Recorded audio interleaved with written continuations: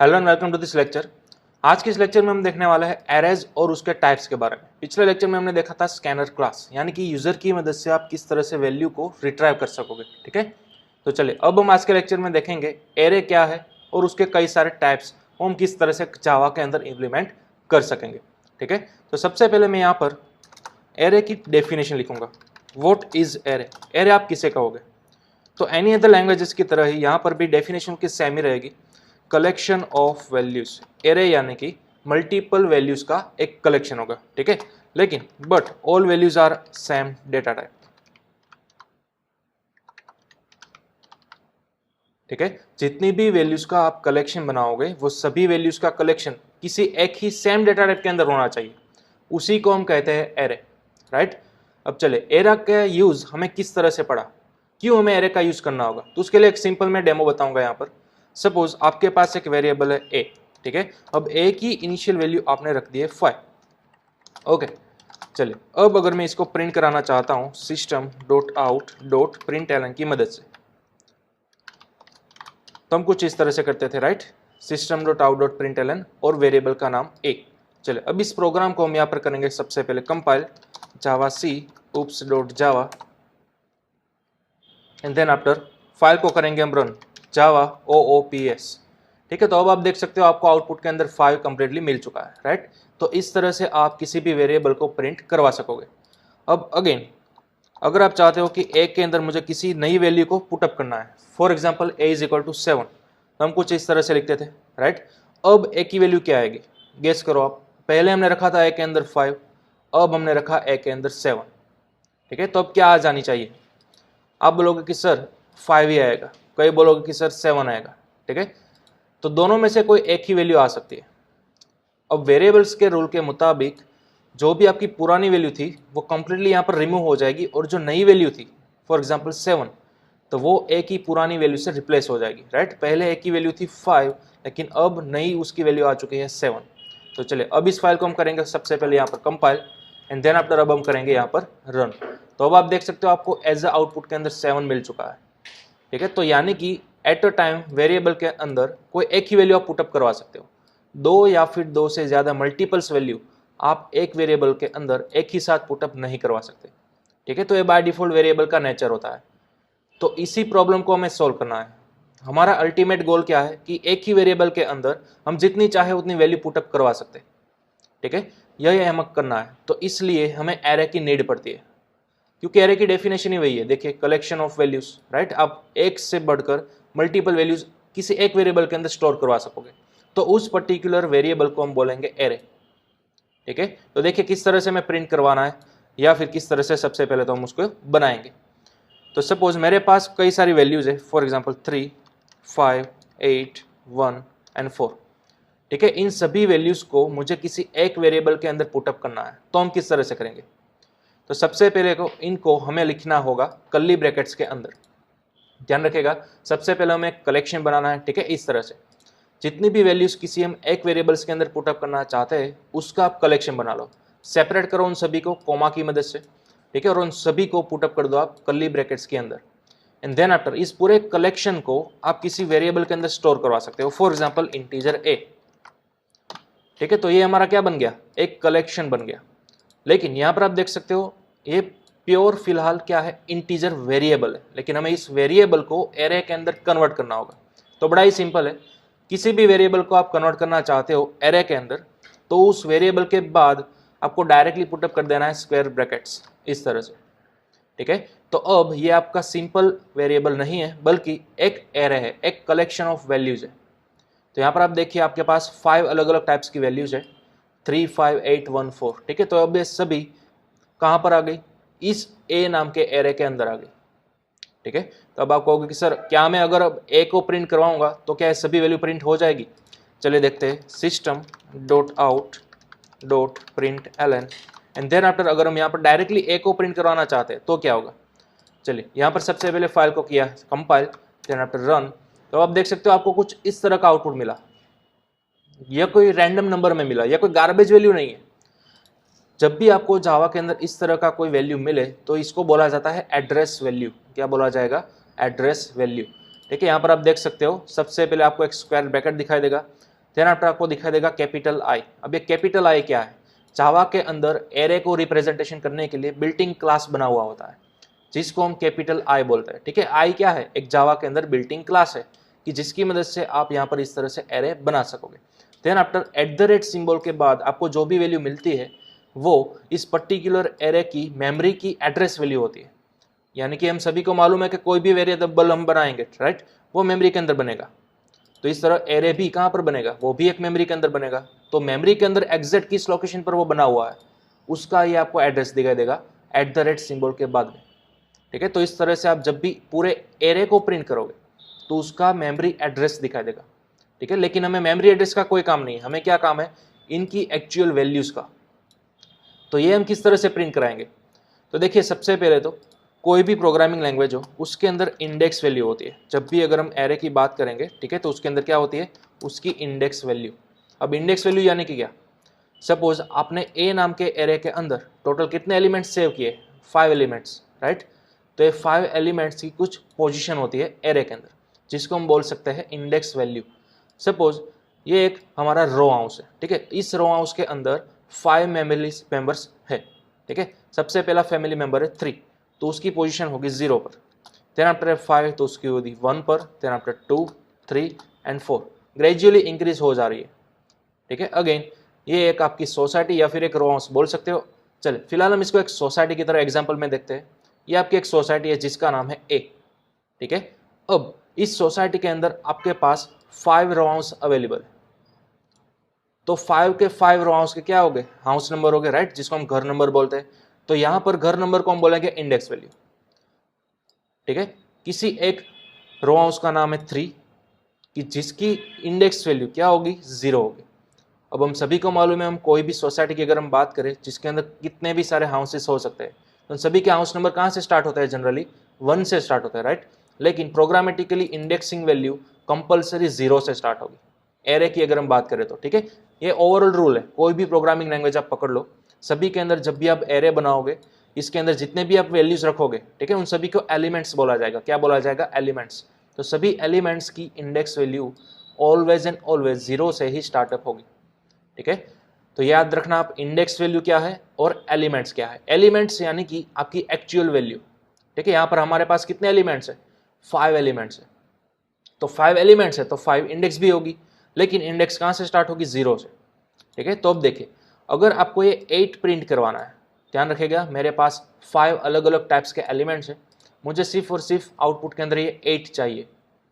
ठीक है, तो ये 8 किस पोजीशन पर है, यानी कि किस इंडेक्स वैल्यू पर है, वो आपको पता होना चाहिए। तो देखिए, इसकी इंडेक्स वैल्यू कितनी है? 2। तो मुझे यहाँ पर अगर 8 को प्रिंट करवाना है तो मुझे सिंपल इस तरह से लिखना होगा, A and then after square bracket के अंदर उसकी इंडेक्स वैल्यू। तो इसको बोला जाएगा ए ऑफ 2।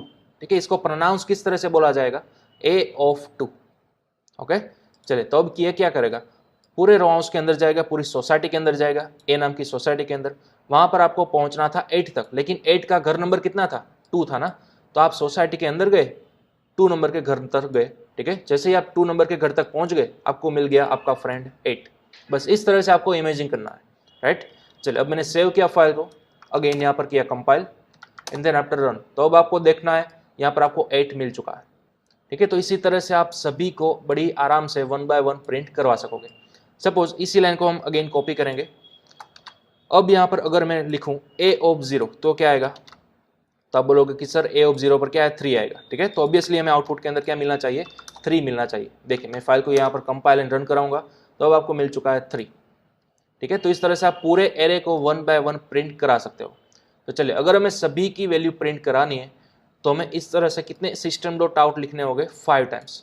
ठीक है, तो चलिए 1 बाय 1 में प्रिंट कराता हूँ। सबसे पहले लिखना होगा मुझे a of 0, then after a of 1, उसके बाद a of 2, then after a of 3 and last a of 4। ठीक है, तो इस तरह से मैंने 5 अलग अलग टाइप के प्रिंट एलन स्टेटमेंट्स लिख दिए। चलिए, अब मैंने किया सेव, देन आफ्टर यहाँ पर कंपाइल एंड रन। तो अब आप देख सकते हो आपको पूरा एरे प्रिंट होकर मिल चुका है, राइट, 3 से लेकर 4 तक। तो इस तरह से आपका सिंपल एरे यहाँ पर बनता है, राइट, और आपको इस तरह से आपको प्रिंट भी करवाना होता है। ठीक है, ये आपका फर्स्ट स्टेप था, फर्स्ट मेथड थी। इस तरह से आप एरे को बना सकोगे। ठीक है, हमारा टॉपिक्स क्या है आज का, एरे क्या है वो और उसके टाइप्स। तो एरे की डेफिनेशन तो हमने समझ ली, बेसिक लेवल का एरे हमने समझ लिया, एग्जैक्टली क्या होता है, किस तरह से बनाना होता है और किस तरह से प्रिंट कराना होता है। लेकिन ये जो टाइप का हमने एरे देखा ना, उसका एक टाइप है। सबसे पहले तो मैं यहाँ पर मल्टी लाइन कमेंट के अंदर एरे के टाइप्स आपको मेंशन कर दूंगा, टाइप्स ऑफ एरे। ठीक है, अब एरे के कई सारे टाइप्स हो गए। फॉर एग्जांपल सबसे पहला होता है आपका 1D एरे, देन आफ्टर आपका होता है 2D एरे। ठीक है, 2D एरे को आप बोल सकते हो मल्टी डायमेंशनल एरे।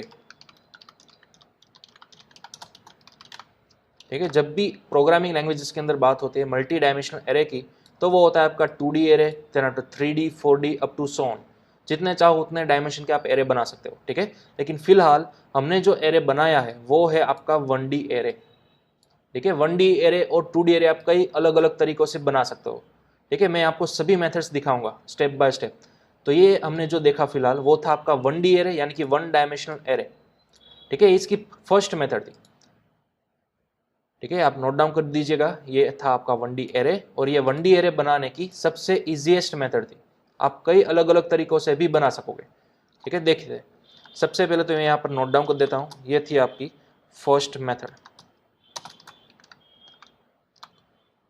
ओके, चलिए अब इसको मैं करता हूँ इस तरह से कमेंट आउट। चलिए अब सेकंड मेथड देखते हैं।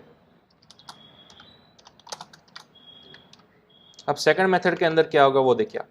सपोज मुझे एक इंटीजर b नाम का एरे बनाना है। ठीक है, लेकिन मुझे एम्प्टी एरे बनाना है, तो एनी अनदर लैंग्वेजेस के अंदर आप यहाँ पर क्या पास कर सकते थे, लिमिट वैल्यू। सपोज मुझे इन फ्यूचर b नाम के एरे के अंदर 5 एलिमेंट्स लेने हैं, तो मैं यहाँ पर स्पेसिफाई कर सकता था 5, और इस तरह से आप कर सकते थे।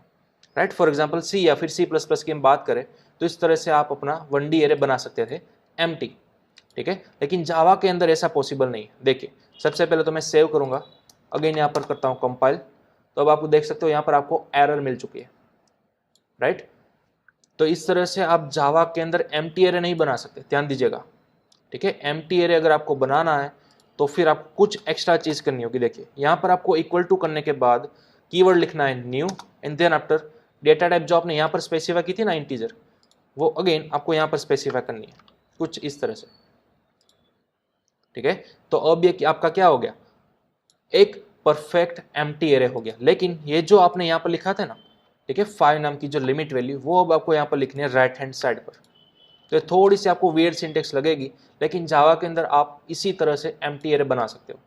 ठीक है, चलिए मैंने सेव किया, अगेन यहाँ पर करता हूँ कंपाइल, तो अब आप देख सकते हो हमें कोई भी एरर नहीं मिली, और रन करता हूँ तो भी हमें कोई एरर नहीं मिली। ठीक है, तो ये थी आपकी सेकंड मेथड एम्प्टी एरे को बनाने की।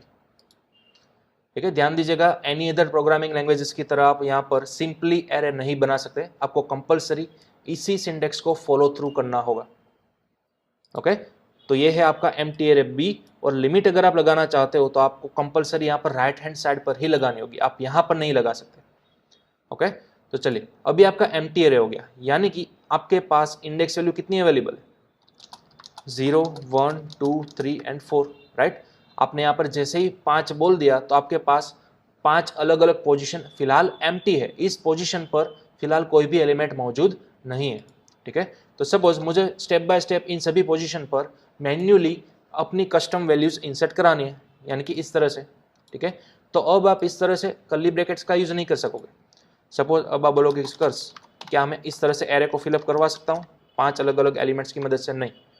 एक बार आपने एम्प्टी एरे बना लिया ना, फिर आप इस तरह से नहीं बना सकते, कर्ली ब्रैकेट्स का यूज कभी भी आप नहीं कर सकते। कर्ली ब्रैकेट्स का यूज ओनली एंड ओनली कब कर सकोगे, जब आप इस तरह से एरे बनाओगे तभी। ठीक है, एक बार ऊपर आपने एम्प्टी एरे बना लिया, देन आफ्टर नीचे आप इस तरह से कर्ली ब्रैकेट की मदद से नहीं बना सकोगे। तो अब आपको किस तरह से एरे को फिलअप करना है, हमारे पास 5 अलग अलग टाइप्स की क्या है पोजीशन वैल्यू अवेलेबल है। राइट, तो अब सपोज मुझे इसके अंदर, ठीक है, ये जो थर्ड एलिमेंट है मेरा, यानी कि थर्ड नंबर की पोजीशन वैल्यू, उसके अंदर मुझे एरे को, यानी कि एरे का एक नया एलिमेंट इंसर्ट करवाना है। तो सबसे पहले मुझे यहाँ पर लोकेशन देना होगा कि पूरे बी नाम के एरे के अंदर मुझे थर्ड पोजीशन के अंदर एक नया एलिमेंट चाहिए, फॉर एग्जांपल 7। दैट्स ऑल, मैं इस तरह से इंसर्ट करवा सकता हूँ। ठीक है, तो अब यहाँ पर थर्ड पोजीशन पर कौन सा वैल्यू आ चुका है, 7। ठीक है, अब अगर आप चाहो तो उसको प्रिंट भी करवा सकते हो। तो फॉर एग्जाम्पल system.out.println एरे का नाम लिखो b एंड देन आफ्टर उसकी पोजीशन लिखो 3, ठीक है। तो अब इस लाइन का आउटपुट क्या आना चाहिए, 7 आना चाहिए, राइट। तो चलो मैंने सेव किया, again compile and then after run. तो अब देख सकते हो यहाँ पर 7 देखने को मिल चुका है, राइट। चलिए फिर से मैंने किया कंपाइल देन आफ्टर रन, देखिए यहाँ पर आपको मिल चुका है 7, ठीक है। ओके, अब आप बोलोगे कि सर क्या हो अगर मुझे b ऑफ 1 प्रिंट करवाना हो। b ऑफ 1 को तो हमने फिलहाल क्या नहीं किया, असाइन ही नहीं किया ना, तो बाय डिफॉल्ट ये सभी वैल्यू क्या होगी, एम्प्टी होगी। शुरुआत में पांचों की 5 पोजीशन आपकी एम्प्टी होगी, तो जब भी एरे के अंदर एम्प्टी पोजीशन होगी वहां पर आपकी बाय डिफॉल्ट वैल्यू 0 होगी। कितनी होगी, 0। फिलहाल हमने ओनली इस वाली पोजीशन को ही फिलअप किया, थर्ड पोजीशन को, किसकी मदद से, 7 से। लेकिन अगर आप इस वाली पोजीशन पर मौजूद वैल्यू को प्रिंट कराना चाहते हो इस तरह से b ऑफ 1 की मदद से, राइट, तो वहां पर तो कोई वैल्यू मौजूद है ही नहीं, तो वहां पर बाय डिफॉल्ट आपको वैल्यू मिलेगी 0, ठीक है। चलिए कंपाइल किया मैंने, अगेन रन, तो अब आप देख सकते हो आउटपुट के अंदर आपको 0 मिल चुका है, राइट। चलिए again compile and then after run, तो अब आप यहाँ पर देख सकते हो 0। तो इस तरह से अगर पूरे पोजीशन के अंदर आपने कोई वैल्यू पहले से इंसर्ट नहीं करवाई तो उसकी बाय डिफॉल्ट इनिशियल वैल्यू क्या होगी, 0 होगी, ठीक है। तो एम्प्टी एरे सबसे पहले हमने बनाया था, मतलब कि इन पांचों पोजीशन की वैल्यू क्या थी, 0 0 0, ओके। हाँ, अगर आपने कुछ इस तरह से कस्टम इंडेक्स पर मौजूद वैल्यू नहीं रिप्लेस कर दी 7 की मदद से, तब सिर्फ और सिर्फ उसी इंडेक्स पर मौजूद वैल्यू आपकी बदल जाएगी 7 की मदद से, राइट। बाकी सभी पोजीशंस वो क्या कंटेन करती होगी, 0 वैल्यू, ठीक है। तो वो आपको चीज़ ध्यान में रखनी होगी, ठीक है। तो ये थी आपकी सेकंड मेथड एरे को बनाने की, ठीक है। इसको खास आप ध्यान में रखिएगा, इस तरह से भी आप एरे बना सकते हो, ओके। चलिए अब इसका स्क्रीनशॉट ले सकते हो आप। यहाँ पर भी आप छोटे छोटे चेंजेस कर सकते हो। सपोज जावा के अंदर आपको फ्लेक्सिबिलिटी दी जाती है कि अगर आपको इस साइड यानी कि बी की राइट साइड स्क्वायर ब्रैकेट्स नहीं अप्लाई करने, तो आप इस साइड भी कर सकते हो, लेफ्ट साइड भी, ठीक है। तो ये भी सही है। देन आफ्टर आप इस तरह से इंटीजर के बगल में भी कर सकते हो डायरेक्टली, ठीक है। तो छोटे छोटे हैक्स है, छोटे छोटे फ्लेक्सिबिलिटी। आप यहाँ पर नहीं चाहते हो, आप यहाँ पर चाहते हो तो भी आप कर सकते हो, ठीक है। सेम यहाँ पर भी यही रूल अप्लाई होता है। ऐसा जरूरी नहीं है कि आपको स्क्वायर ब्रैकेट यहीं पर करना है, ए के राइट साइड, आप लेफ्ट साइड भी कर सकते हो, इवन इंटीजर के एग्जैक्ट बगल में भी कर सकते हो, ओके। चलिए तो इसका आप स्क्रीनशॉट ले लो, यह था आपका सेकंड मेथड। हाँ, इस वाली लाइन को आप क्या बोल सकोगे प्रोग्रामेटिक, अगर आप बोलना चाहो तो इसको आप बोलोगे डिक्लेरेशन एंड इंस्टेंशिएशन, ठीक है। इस वाली लाइन को हम क्या बोलोगे, डिक्लेरेशन भी आपने किया और साथ ही साथ इंस्टेंशिएशन भी किया, ठीक है। यहाँ पर जब भी आपने बी नाम का एरे बनाया, जितना यहाँ तक लिखा, जितना कि मैंने सिलेक्ट किया, उस वाले पार्ट को बोला जाएगा डिक्लेरेशन और इस वाले पार्ट को बोला जाएगा इंस्टेंशिएशन, ठीक है। और ये वाला जो पार्ट है जहाँ पर आप एक्चुअल में वैल्यू असाइन करते हो, ठीक है, इसको क्या बोला जाएगा, इनिशियलाइजेशन। ध्यान रखिएगा, अगर एरे के अंदर कोई भी आप वैल्यू इंसर्ट करवाते हो तो उस इवेंट को बोला जाएगा इनिशियलाइजेशन, ओके। तो ये चीज़ भी आपको ध्यान में रखनी है। तो आप बोलोगे कि सर इस वाली लाइन को आप क्या बोलोगे, यहाँ पर तीनों चीज़ मिक्स है, यहाँ पर आपका इनिशियलाइजेशन भी हो रहा है, ठीक है, और साथ ही साथ क्या हो रहा है, सबसे पहले तो डिक्लेरेशन एंड इंस्टेंशन भी हो रहा है। तो सबसे पहले जब आपने ये किया तो बाय डिफॉल्ट वो हो गया डिक्लेरेशन, राइट। लेकिन जब आपने इस तरह से वैल्यू असाइन करने की ट्राई की तो सबसे पहले तो वो हो गया इंस्टेंशिएशन, देन आफ्टर वो हो गया इनिशियलाइजेशन, ठीक है। तो यहाँ पर तीनों तीन चीज़ एक ही साथ एक ही लाइन के अंदर हो रही है। लेकिन यहाँ पर सबसे पहले डिक्लेयर किया, देन आफ्टर आपने इंस्टेंशिएट किया एंड देन आफ्टर आपने इनिशियलाइज किया, ठीक है। तो ये दोनों मेथड्स के अंदर डिफरेंस था, ठीक है। इसको भी आप स्क्रीनशॉट ले लो। ये जस्ट प्रोग्रामेटिकली एक वर्ड्स है, सिनोनिम्स है, ठीक है, जो कि आपको याद रखने हैं, ओके। चलिए ये थी आपकी सेकंड मेथड। अब यहाँ पर आप सोचोगे कि सर क्या मैं सभी वैल्यू इस तरह से इंसर्ट ना करवाऊँ और अगर मैं स्कैनर क्लास का यूज़ करूँ तो क्या पॉसिबल है? यस, एग्जैक्टली पॉसिबल है। यहाँ पर आपने बी नाम का एरे पूरा का पूरा एम्प्टी बनाया था। नो डाउट आप इस तरह से स्टेप बाय स्टेप पूरे एरे को फिलअप कर सकोगे। बी ऑफ 0 के अंदर कोई वैल्यू डाल दो, बी ऑफ 1 के अंदर, 2 के अंदर, 3 के अंदर और 4 के अंदर। तो यहाँ पर आपको ये वाली चीज़ 5 बार लिखनी होगी, दैट्स ऑल, ठीक है। तो आपने डायरेक्टली इक्वल टू कराते तो डाल ही सकते हो, लेकिन आप यूज़र के थ्रू वैल्यू मंगा कर भी क्या कर सकते हो, रिट्राइव कर सकते हो, एरे को फिलअप कर सकते हो। ठीक है, तो वहाँ पर आपको यूज़ करना होगा स्कैनर क्लास। ठीक है, चलिए तो मैं वो भी आपको बता देता हूँ। सबसे पहले स्कैनर क्लास को आपको क्या करना होगा, ऑब्जेक्ट बनाना होगा, right. For example S in is equal to new Scanner and then after brackets के अंदर आपको क्या लिखना होगा, सिस्टम डॉट इन। ठीक है, लेकिन मेक श्योर स्कैनर क्लास आपने ऊपर क्या करवाया हो, इंपोर्ट करवाया हो, राइट। चलिए अब हमारे पास ऑब्जेक्ट बन चुका है, तो पूरे प्रोग्राम के अंदर अब हम इस ऑब्जेक्ट की मदद से पूरा इनपुट ले सकेंगे। ठीक है, फिर चाहे वो इंटीजर हो, डबल हो, वॉटेवर। तो चलिए यहाँ पर हमारे पास ऑलरेडी बी ऑफ 3 की वैल्यू तो अवेलेबल हो ही चुकी है, राइट, मैन्युअली इंसर्शन करवाया। लेकिन अब मुझे वेरिएबल की वैल्यू कहाँ से चाहिए, यूज़र के थ्रू चाहिए। तो सपोज बी ऑफ 0 की वैल्यू यानी कि फर्स्ट एलिमेंट मुझे यूज़र के थ्रू रिट्राई करना है। तो यहाँ पर सिंपल हम क्या करेंगे, नेक्स्ट इंट, राइट, यूज़र को ही हम पूछ लेंगे कि आपको बी ऑफ 0 की वैल्यू क्या चाहिए वो, और इसी तरह से आप रिपीट करवा सकते हो सभी की वैल्यू। ठीक है, चलिए तो फिलहाल हम इतना रखते हैं, बी ऑफ 0 की वैल्यू। देन आफ्टर हम सबसे यहाँ पर प्रिंट करवाएंगे बी ऑफ 0 की मदद से, then after B of 1, then after B of 2, then after B of 3 and at last B of 4। ठीक है, चलिए मैंने सेव किया। देन आफ्टर हम करेंगे यहाँ पर कंपाइल एंड रन। तो अब देखिए आप यहाँ पर आपका यहाँ नेक्स्ट इंट चल रहा है। ठीक है, तो सपोज मैं यहाँ पर वैल्यू इंसर्ट करवा रहा हूँ 9, देन एंटर। तो आप देख सकते हो आपको बी ऑफ 0 से बी ऑफ 4 सभी वैल्यूज, पांचों की 5 वैल्यू मिल चुके हैं। देखिए यहाँ से सबसे पहले आ चुका है 9, देन आफ्टर 0 0 7 0। तो ये जितना भी पोर्शन मेरे यहाँ पर सिलेक्ट किया है वो है आपका कंप्लीट एरे। लेकिन ध्यान दीजिएगा बी ऑफ 0 की वैल्यू जो हमने यूजर के थ्रू अभी भी इंसर्ट करवाई 9 वही आ चुके हैं सक्सेसफुली। बी ऑफ 3 की वैल्यू 7 है, यहाँ पर ये आप देख सकते हो। लेकिन बाकी की बची 3 पोजीशन हमने वैल्यू रिट्राइव नहीं करवाई थी, तो वहाँ पर बाय डिफॉल्ट उसकी वैल्यू क्या आ चुकी है, 0। ठीक है, तो मतलब कि हमारा पूरा एरे सक्सेसफुल यहाँ पर रन हो रहा है, राइट। तो चलिए इसको भी आप स्क्रीनशॉट ले सकते हो, रिट्राइव कर सकते हो। और हाँ, यहाँ पर आप अगर इस तरह से नहीं लिखना चाहते स्टेप बाय स्टेप, तो आप बड़ी आसानी से फॉर लूप भी घुमा सकते हो, राइट। हमने ऑलरेडी फॉर लूप देख ली थी प्रीवियस सेशंस के अंदर। तो यहाँ पर इन सभी लाइन को लिखने के बजाय मैं क्या करूँगा, एक सिंपल फॉर लूप घुमा दूंगा। चलिए तो मैं यहाँ पर एक वेरिएबल क्रिएट करूँगा integer i is equal to, अब हमें डिसाइड करना है कि कहाँ से कहाँ तक मुझे फॉर लूप घुमानी है। तो हम सभी को मालूम है जब भी हम एरे क्रिएट करते हैं, ठीक है, यहाँ पर 5 का, तो हमारे पास 5 पोजीशन अवेलेबल हो जाती है 0 से लेकर 4 तक।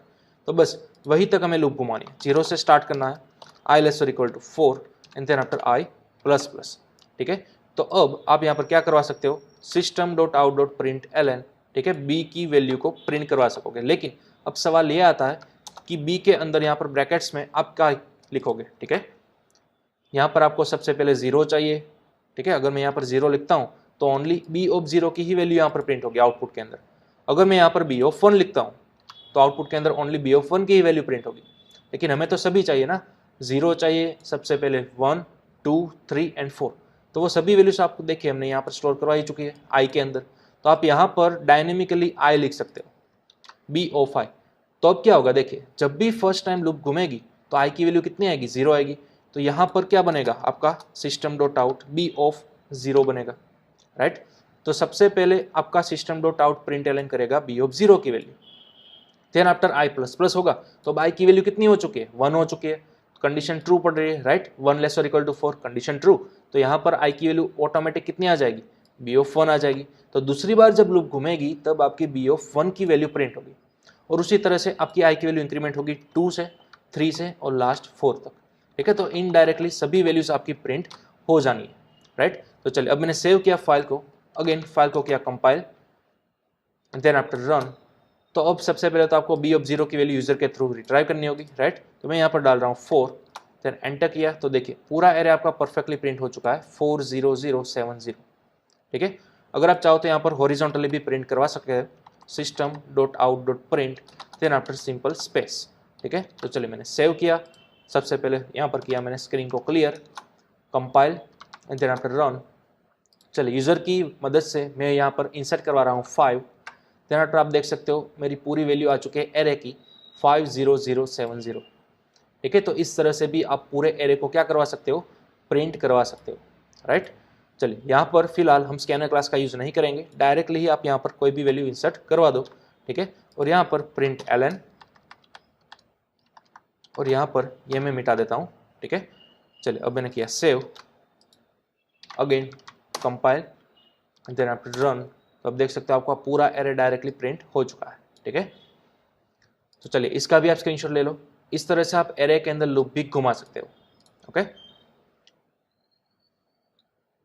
नाउ अब मुझे यहाँ पर 5 टाइम्स अलग अलग वैल्यूज देनी होगी, अदर मैं यहाँ पर एरर नहीं दूंगा या फिर वैल्यूएंट्स एल नहीं दूंगा, ठीक है। तो फिर बाय डिफॉल्ट जो मेरे एम्प्टी एलिमेंट्स होंगे उसकी वैल्यू कितनी आएगी, 0 आएगी, ठीक है। तो इनडायरेक्टली मुझे यहाँ पर पूरा एरे यानी कि हमारी जो लिमिट है ना 5, उन सभी की एलिमेंट्स की वैल्यू मुझे यहाँ पर किसी ना किसी तरह से देनी होगी, या तो इस तरह से इक्वल टू की मदद से, ठीक है, या फिर हमने अभी भी देखा स्कैनर क्लास की मदद से, ठीक है।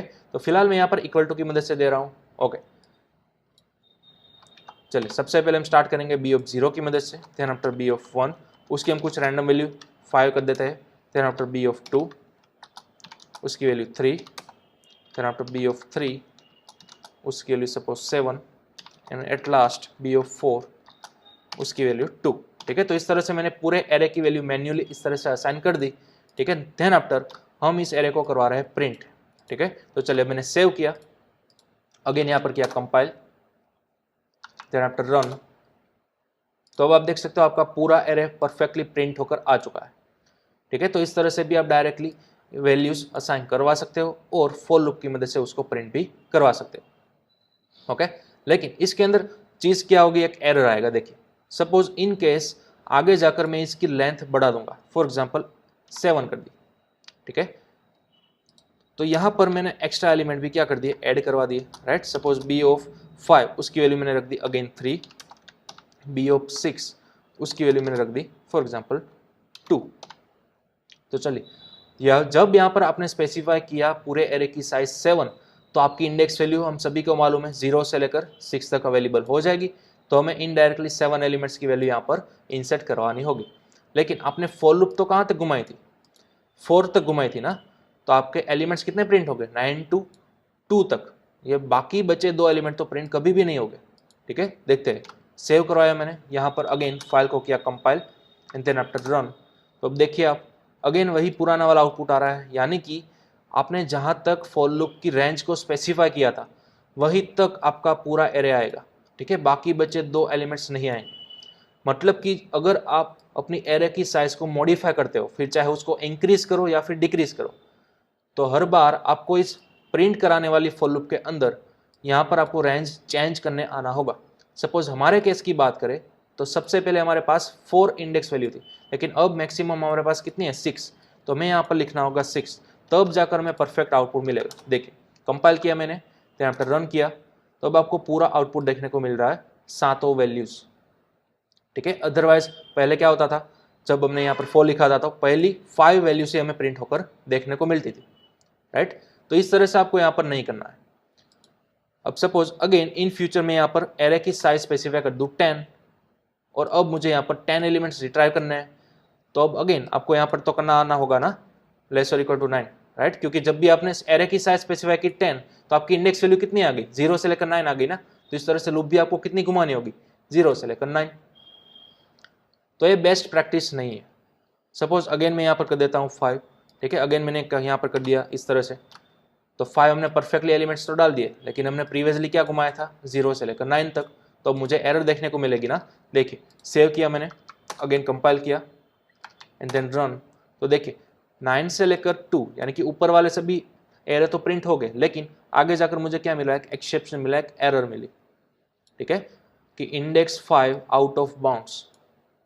तो इस तरह से आपको स्पेसिफाई करना होगा, जितनी आपने एरे बनाते वक्त साइज स्पेसिफाई की थी उसी हिसाब से आपको अपनी फॉर लूप की डेस्टिनेशन वैल्यू, इंडेक्स की वैल्यू प्रोवाइड करनी होगी, ठीक है।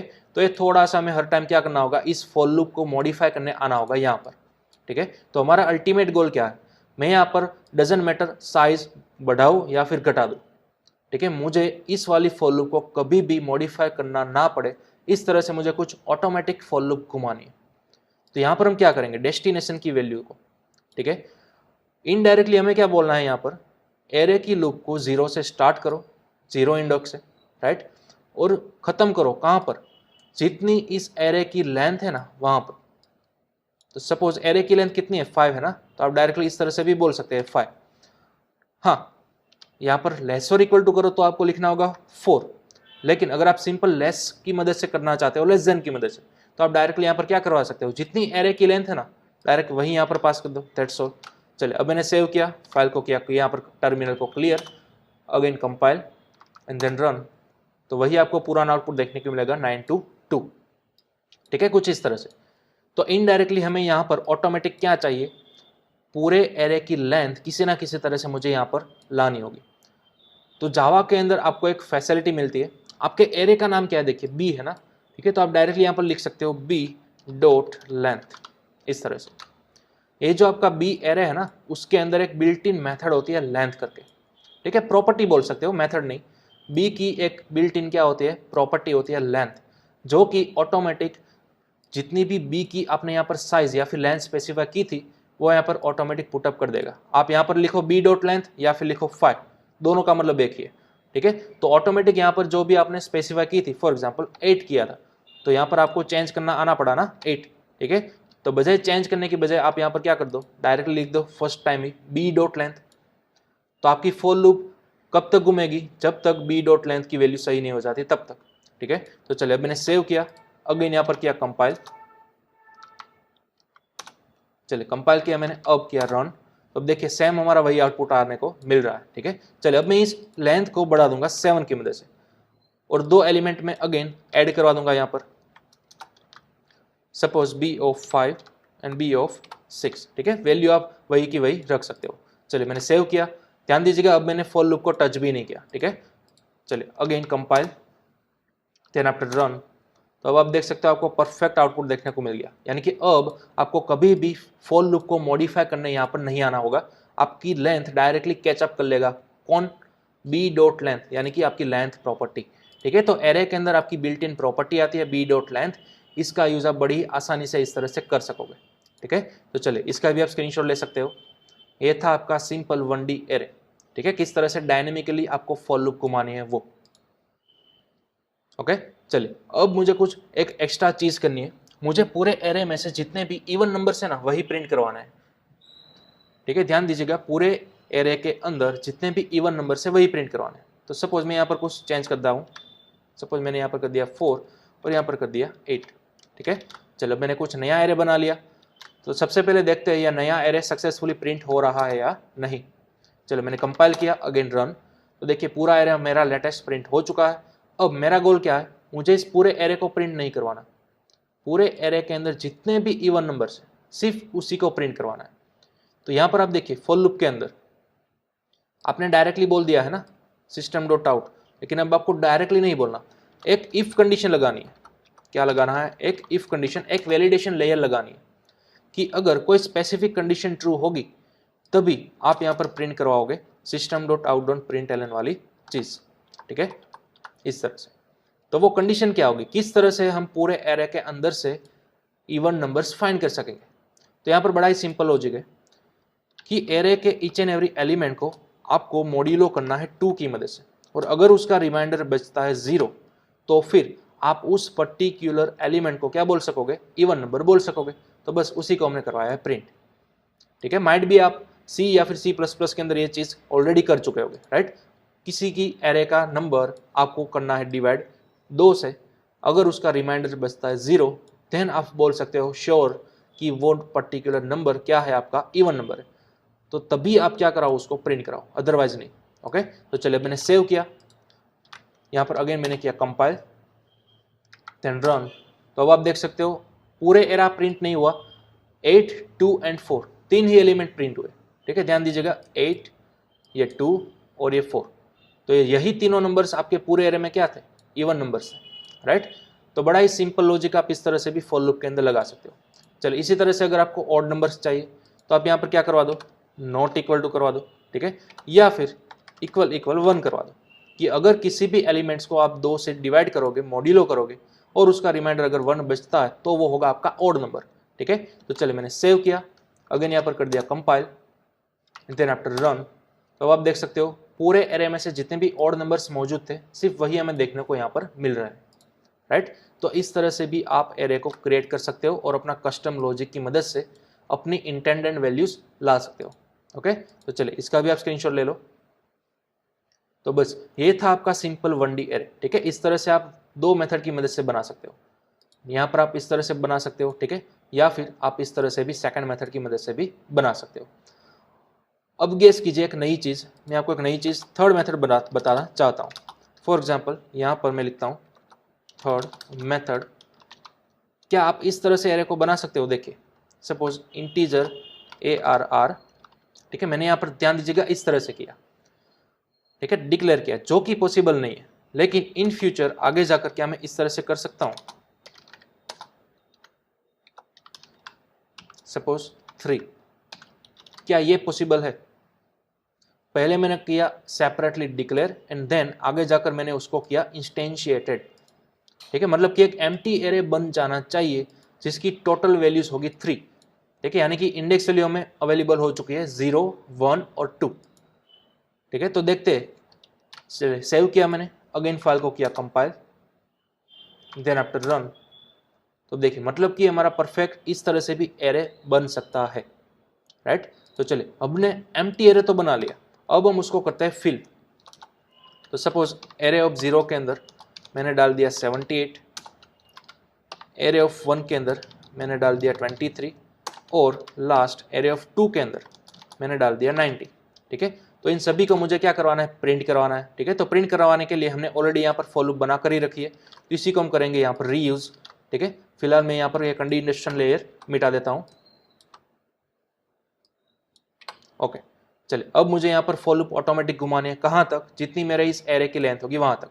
तो मुझे यहाँ पर सिंपल पुटअप करना है एरे डॉट लेंथ और यहाँ पर कर देना है एरे ऑफ आई, ठीक है। चलिए अब मैं इस वाली फॉर लूप को कर देता हूँ कमेंट, मल्टी लाइन कमेंट की मदद से। चलिए तो अब मैंने सेव किया, देन आफ्टर अब यहाँ पर करते हैं कंपाइल एंड लास्ट में रन। तो देखिए हमारा पूरा एरे भी परफेक्टली इस तरह से प्रिंट होकर आ चुका है, ठीक है। तो ये थी आपकी थर्ड मेथड। पहले आप सेपरेटली करो डिक्लेयर, देन आफ्टर आप उसको करो इंस्टेंशिएटेड एंड देन आफ्टर आप उसको कर सकते हो इनिशियलाइज्ड। इनिशियलाइज्ड करने के लिए आपके पास दो तरीके हैं, या तो इस तरह से मैन्युअली असाइनमेंट की ऑपरेटर की मदद से, या फिर सेकंड मेथड स्कैनर क्लास की मदद से, ठीक है। तो ये तीन मेथड हमने देखी, बस ये तीन मेथड आती है आपको एरे के अंदर, ठीक है। 1D एरे के अंदर आप इन तीन मेथड्स की मदद से पूरा परफेक्ट 1D एरे क्रिएट कर सकोगे, ठीक है। तो आई होप आपको ये एरे समझ में आया होगा, राइट। अब नेक्स्ट सेशन के अंदर हम देखेंगे 2D एरे, लेकिन तब तक मैं आपको कुछ एग्जांपल्स, कुछ होमवर्क्स यहाँ पर देना चाहता हूँ। देखिए यहाँ पर मल्टी लाइन कमेंट के अंदर आपको 1D एरे के रिगार्डिंग सभी यहाँ पर बताए हुए पॉइंट्स या फिर प्रोग्राम्स करके लाना है, ठीक है। तो यहाँ पर आप मेरे साथ नोट डाउन कर लो, write a program to get and print n numbers of array,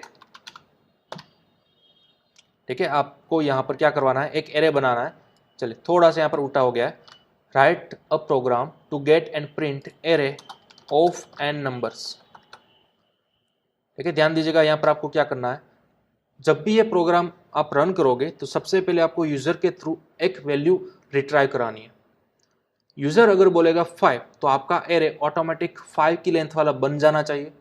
then after वो पांचों एलिमेंट आपको यूजर के थ्रू क्या करवाना है? रिट्राइव करवाना है, ठीक है, स्कैनर क्लास की मदद से। सिंपल, थोड़ा सा आपको लॉजिक दौड़ाना है, ठीक है।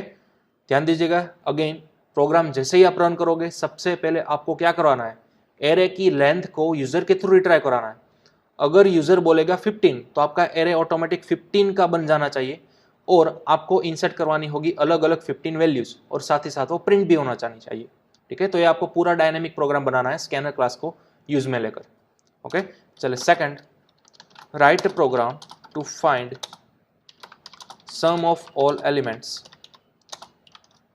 इन एरे, ठीक है। जिस तरह से आपने फर्स्ट नंबर के प्रोग्राम के अंदर एरे बनाया था उसी तरह से सेम टू सेम सभी प्रोग्राम जितने भी मैं यहाँ पर फिलहाल लिखूंगा, ठीक है, उन सभी के अंदर उसी तरह से एरे बनाना है डायनेमिकली यूजर के थ्रू ही वैल्यू को लेकर, ठीक है। जब वो एरे बन जाएगा तब आपको उस एरे के अंदर मौजूद सभी वैल्यूज का करवाना है सम, ये आपको सेकंड नंबर के टास्क के अंदर करना है। ठीक है, सम की मदद से मेरा मतलब क्या है, देखिए अगर आपने एरे बनाया है कुछ इस तरह से, ठीक है 3 नंबर का एरे बनाया, तो इन तीनों का सम क्या होगा 14। ठीक है, तो आपको आउटपुट में लाना है सिर्फ और सिर्फ 14। ठीक है, ये तो मैंने जस्ट एग्जांपल दिया। आपने अगर कोई अलग अलग 7 वैल्यूज रिट्राइव किए तो उन 7 एलिमेंट्स का सम आपको फाइनल आउटपुट के अंदर लाना होगा। ठीक है, चलिए third, write the program to find average of all elements in array. ठीक है, पूरा एरे जो भी आपने लिया होगा उसमें से आपको पूरे एरे का एवरेज वैल्यू फाइंड करना होगा। तो हमने मैथमेटिक्सली ऑलरेडी हम सभी को मालूम है, ठीक है, कि एवरेज किस तरह से फाइंड करना है। जितने भी हमारे पास एलिमेंट्स है उसका सम करो, जितना सम हमें मिल जाता है उसको डिवाइड करो, किससे, पूरे एरे की लेंथ से। ठीक है, सपोज आपने एरे बनाया था 5 का, 5 एलिमेंट्स का, तो उन 5 एलिमेंट्स का आपने सम कर लिया, देन आफ्टर आपको डिवाइड करना है 5, दैट्स ऑल। अगर आपने 10 एलिमेंट का एरे बनाया तो सबसे पहले तो 10 से 10 एलिमेंट का आप क्या कर लो, सम रिट्राई कर लो, देन आफ्टर उसको डिवाइड कर दो 10 से। ठीक है, तो वो आपका हो गया एवरेज वैल्यू। ओके, चलिए next, write a program to perform addition of 2 arrays and store it into another array। तो यहाँ पर फोर्थ प्रोग्राम में क्या करना है, आपको 2 अलग अलग एरे लेने हैं और उन दोनों एरेस का सम करना है, एडिशन करना है, और उससे बना हुआ आउटपुट आपको किसी तीसरे एरे के अंदर स्टोर करना है। ठीक है, फॉर एग्जांपल देखिए आपको करना क्या है, सपोज मेरे पास एक फर्स्ट एरे है ए, इसके अंदर मेरे पास 4 एलिमेंट्स अवेलेबल है इस तरह से। ठीक है, इसी तरह मुझे एक नया एरे बनाना है, फॉर एग्जांपल बी, इसके अंदर भी आप जो भी चाहो वो एलिमेंट्स रिट्राइव कर सकते हो। फॉर एग्जांपल कुछ इस तरह से मैंने रिट्राइव कर लिए। ठीक है, तो अब देखिए हमारे पास 2 एरे आ चुके हैं, एरे नंबर ए और एरे बी। ठीक है, तो अब इन दोनों का सम मुझे किसी तीसरे एरे के अंदर डालना है, तो इनडायरेक्टली आपको इन सभी का सम करना है। ठीक है, और किसी तीसरे अंदर, फॉर एग्जांपल सी के अंदर मुझे रिट्राई करना है। तो फॉर एग्जांपल एरे ए का फर्स्ट एलिमेंट और एरे बी का फर्स्ट एलिमेंट, इन दोनों का सम क्या होगा, 4 + 1 5 होगा। तो यहाँ पर सी के अंदर फर्स्ट एलिमेंट बनेगा 5, गॉट इट। इसी तरह से एरे का दूसरा एलिमेंट और बी एरे का दूसरा एलिमेंट, इन दोनों का सम क्या होगा, 2 + 6 8। देन आफ्टर यहाँ पर एरे ए और एरे बी, इन दोनों का सम क्या होगा, 3 + 2 5, और उसी तरह लास्ट 1 + 8।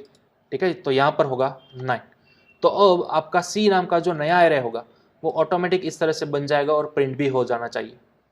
ठीक है, तो ये पूरा प्रोग्राम डायनेमिकली करना है। आपको एरे ए की लेंथ यूजर के थ्रू रिट्राई करनी है। यूजर बोलेगा 5, तो ए 5 का होना चाहिए, बी भी 5 का होना चाहिए और सी भी 5 का होना चाहिए। ठीक है, तो ये आपको ध्यान में रखना है, तीनों का डायमेंशन सेम ही होना चाहिए। ओके, तो ये मतलब था मेरा परफॉर्म एडिशन से। ठीक है, अब चलिए इसी तरह से यही वाला सेम प्रोग्राम थोड़ा सा आपको नेसेसरी दिखेगा। यहाँ पर 5th प्रोग्राम है, write program to perform merge या फिर merging of 2 arrays and store it into another array. तो यहाँ पर क्या डिफरेंस है एडिशन के अंदर और मर्जिंग के अंदर। तो सपोज यहाँ पर सबसे पहले आपको 2 एरे ले लेना है, राइट। यहाँ पर मैंने ऑलरेडी ले चुका है ए और बी। अब इन दोनों का आपको सम नहीं करना, इन दोनों को आपको मर्ज करना है और स्टोर करना है किसी अनदर एरे के अंदर। तो यहाँ पर क्या करना है, देखिए मर्ज यानी कि कंबाइन करना। सी नाम के एरे के अंदर आपको पूरा ए को भी स्टोर करना है और पूरे बी को भी स्टोर करना है। तो सबसे पहले ये जो 4 एलिमेंट है ना, उसको आप कॉपी कर लो सी एरे के अंदर।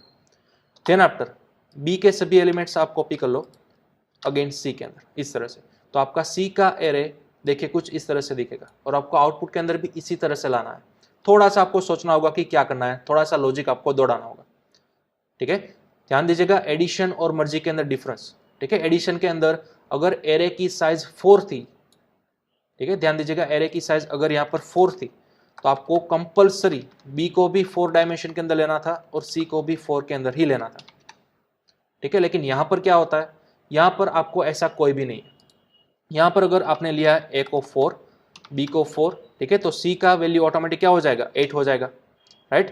क्योंकि इन दोनों का आप कंबाइन करोगे, मर्जिंग करोगे, तो ऑब्वियसली सी की वैल्यू तो बढ़ेगी ना, राइट। यहाँ पर आपको 8 पोजीशन चाहिए, तब जाकर आप एरे के 4 एलिमेंट और बी के 4 एलिमेंट्स यहाँ पर आप परफेक्टली कंबाइन कर सकोगे। ठीक है। और यहाँ पर नेसेसरी भी नहीं है कि इन दोनों की साइज भी सेम ही होनी चाहिए।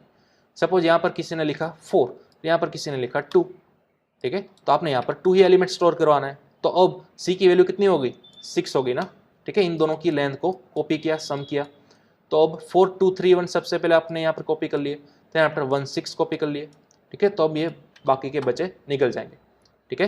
तो देखिए टोटल 4 + 2 6 एलिमेंट यहाँ पर परफेक्टली हो चुके हैं, राइट। तो इस तरह से आपको इन दोनों एरे को कंबाइन करना है और मर्ज कराकर किसी तीसरे एरे के अंदर स्टोर करवाना है, ठीक है। तो ये डिफरेंस है एडिशन के अंदर और मर्जिंग के अंदर। ओके, तो चलिए इसको आप स्क्रीनशॉट ले लो। ये था आपका 1D एरे का होमवर्क, ठीक है। नेक्स्ट सेशन तक जब तक हम मिलेंगे तब तक आपको पूरे 1D एरे के 5 प्रोग्राम्स कंप्लीटली बनाकर लाने हैं। ओके।